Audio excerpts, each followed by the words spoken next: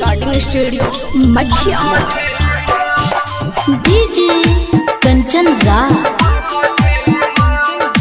नीम चौक चौसीमा वैशाली। रोता दिलवा खुली कबजी हो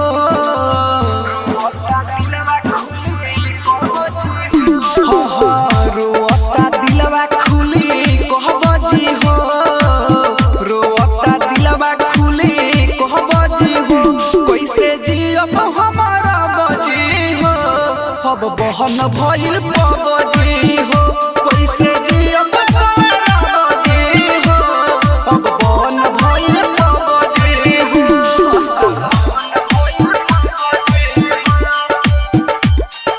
mix by DJ Kanchan Raj Hajipur Vaishali.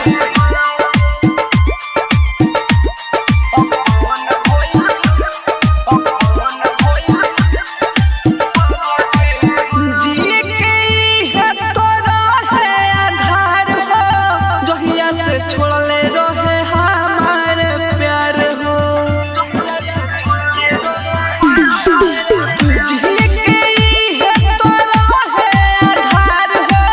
जहिया से छोड़ले रहे हमारे प्यार हो टूट गइल दिल फेर वह बजी हो टूट गइल दिल फेर वह बजी हो कैसे जियब बोला बजी हो अब बहन भइल पबजी हो कैसे जियब बोला बजी हो अब बहन भइल पबजी हो।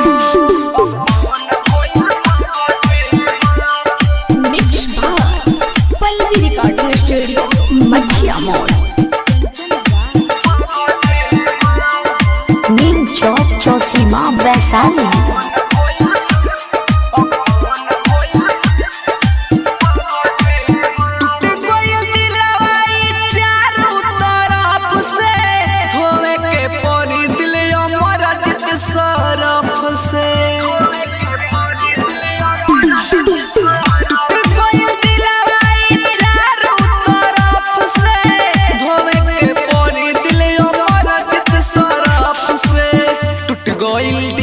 सपना सोहबजी हो टूट गइल दी के सपना सोहबजी हो कैसे जियब बोला बजी हो अब बहन भइल पबजी